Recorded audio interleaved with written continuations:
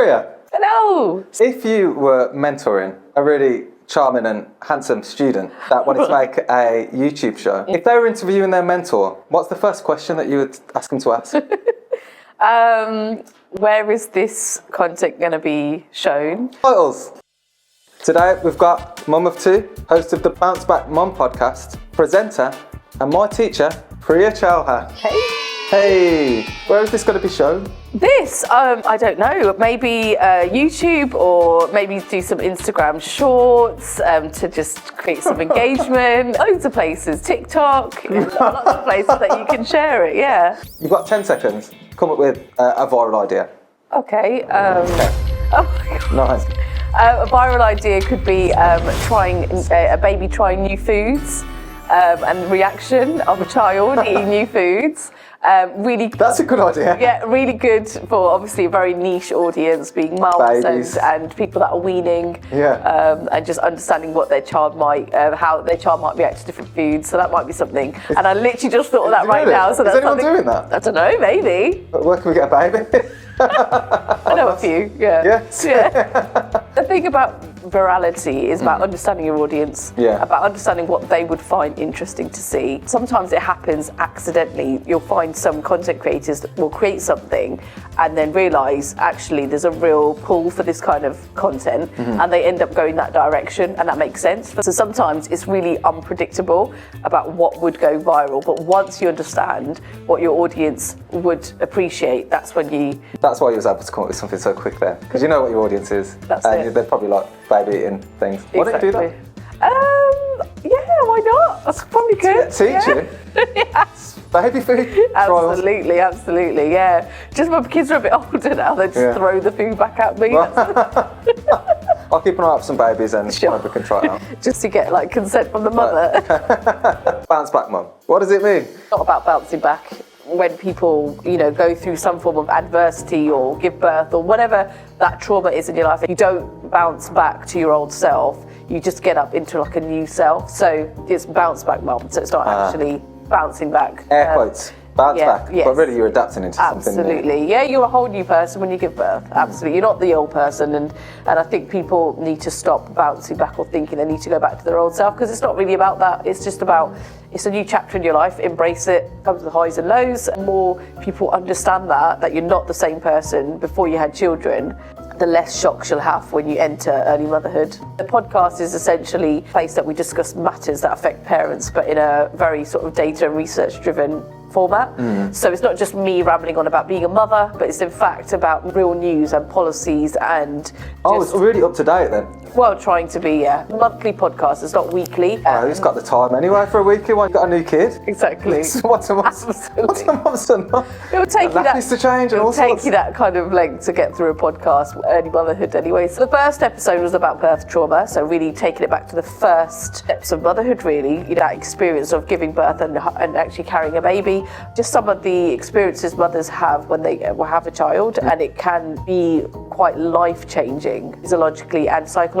So it really does go into the ins and outs of what birth trauma is, whether women have suffered from it, and also, interestingly enough, it was only been really spoken about in Parliament for the first time in 100 years that women's experiences of giving birth has been discussed, led by an MP called Theo Clark, and from that, their birth trauma report was then published, which looks at the experiences of mothers, and they shared those lived experiences. This is the first time they've spoken about anything in Parliament to do with that? About birth trauma, yes. But that long? Yeah. What they're doing up there? Yeah. Good question. They're just having a mess about. Exactly, shouting at each other over stuff. Maybe we could put in the kid star on the green screen. Put him on there. There's no one where he's on the phone. He opens the phone call. That is so fucking funny, man. Bounce Back Mum is about like adapting instead of having to bounce back. But have you ever had any times in your career or in your life where you've really had to bounce back? I think women in general, especially ones that have given birth, I think we have a bit of a shock to our lives after having children. The disparity of everything, like going back to work, our pay, the workload and life at home. There's not a balance there at all. And if anyone says there is, they're lying. There's some of the toughest moments that people don't see. It's that period that you've had the baby, so she's a new mum, someone that's never looked after a newborn. You're looking at this tiny little package, entering a new phase of your life and not really understanding, like, there's a lot to come to terms with. It's that realisation, your partner, your husband might go back to work, or you're kind of sitting at home on your own, you've battered yourself, and you've got this young child, baby, to look after. You're completely responsible for this thing. Yeah, and it kind of smacks you in the face. Yeah. Really hard. Don't want to take it away from the fathers as well, because it comes with like sort of the patriarchal belief that we fathers, men, have to provide and stuff. And in a majority way of thinking, yeah, that is the case.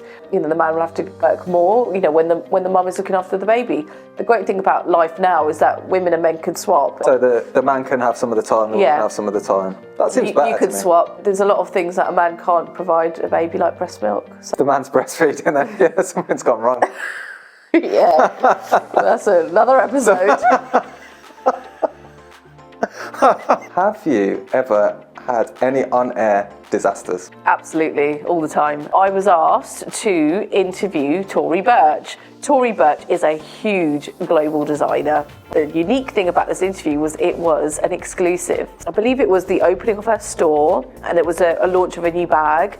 Loads of press there, loads of photographers, loads of people trying to get her attention, and little old me, new to Hong Kong, and I interviewed her. So it was only myself, really self-shooting, and there was the editor of the magazine also. Loads of noise, loads of moving parts around me. I could hardly hear Tori respond to my questions. A lot?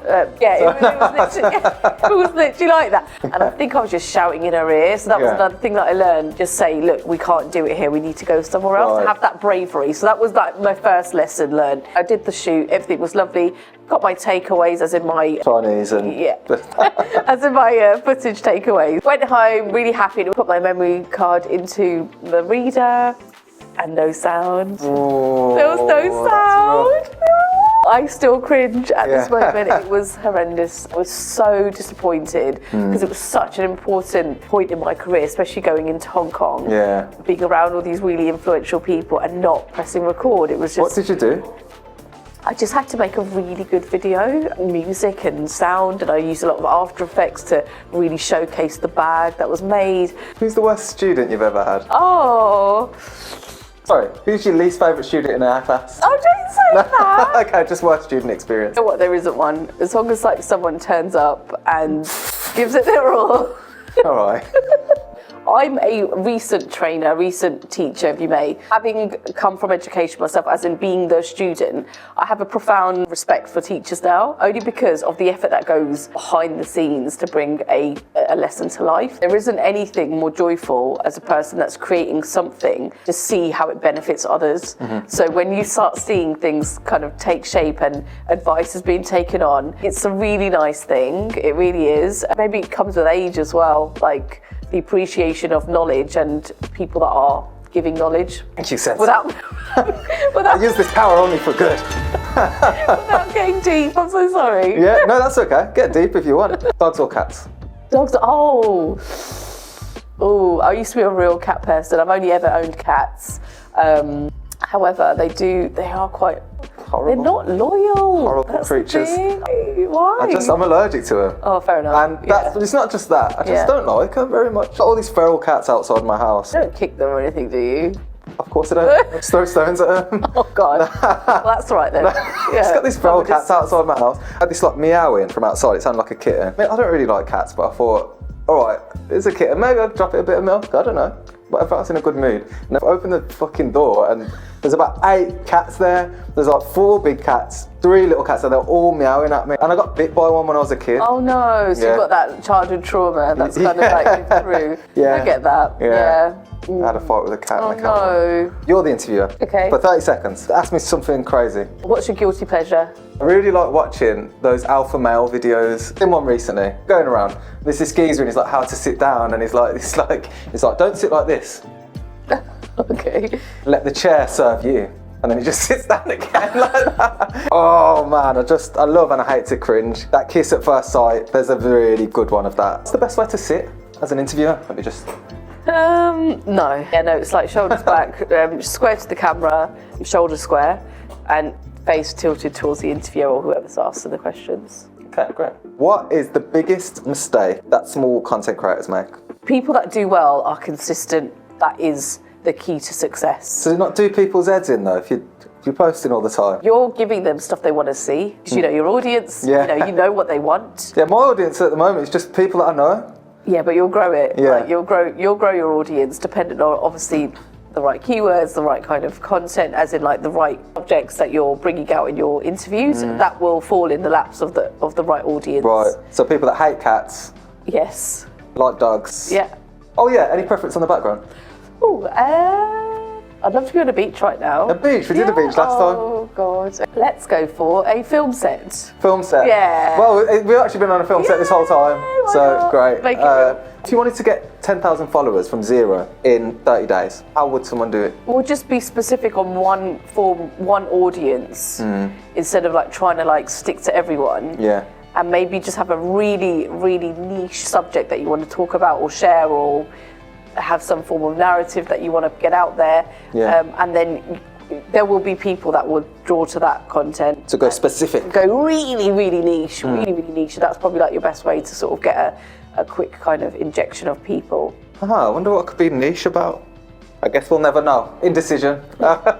What's the biggest lie that social media tells us? Well, it's all a lie. You're kind of showcasing your like the best of the best, aren't you? Really, if you are showing like the bad side of you're still glorifying a bad situation. So it's almost like highlighting everything to the extreme. So if something bad's happening, it's really bad. If something good's happening, it's really good. If something's really beautiful, it's really beautiful. It's like I'm having a breakdown. I'm making a shit interview series. Yeah. No, not in this situation. You said it now. It's all a facade, isn't it? It's all to say, stop doing what you're doing. Look at me. Look at me. Look at me. That's what it's about. It's about attention grabbing. What are you sharing, and how is it going to add value to someone's life that's watching it? And the sad fact is like a lot of bad news or bad things get more attention. Yeah. And I just hope we lived in a world that wasn't the case, but it kind of is. What's your least favourite social media trend? People really slamming celebrities. Oh, yeah. Really like body shaming, like, oh, she's put on weight or she's lost weight. I think that's really cruel. Like, let's just pray to the algorithm that we don't just get loads of comments now Ew, about how horrible we are. Like, do you know, like where you'll get that green screen effect, saying, oh my God, like she looks so terrible, or what was she thinking? And, you know, I just think that's just like vile to comment on someone. Because, you know, you've got to remember, like celebrities, people in the limelight, they're human beings, right? That's the hot take. You know, they are human beings. We just forget to be human to other humans sometimes. Being in the limelight becomes responsibility, but I just think there shouldn't be any rules about being nice. Just bloody be nice. it's probably good for yourself anyway to be slamming other people too much, like do with your own. And also, the other thing about social media is there is literally no censorship at all. You can say and do what you like on social media, which I think is quite dangerous for young minds. The rule of thumb is, if someone was standing in front of you, would you say those things to them in person? Yeah. If you wouldn't, then don't do it online. It's simple as that. Makes sense. You know. It's also the things people say out of their car. Similar thing. You wouldn't be saying that if you weren't in your fucking car. A mic drop moment. Is there anything that you would say to whoever you think my audience is? Because I basically don't have one yet. Whoever you think my audience might be. Yes. What would you say to him? Really cool, and he's got loads of interests, and you'll learn loads of stuff from him. You're making me embarrassed. I need to like and follow. Give me blush. But when I met Abel, the first thing that makes him shine is that he is a very friendly person. So, support him in his journey. That's what I would say. You've got to do it Go now. support. By the time you watch this video, if you go back, it's just nice to see how far you've come. Yeah, I think that would be nice for people to see as well. It's a wrap!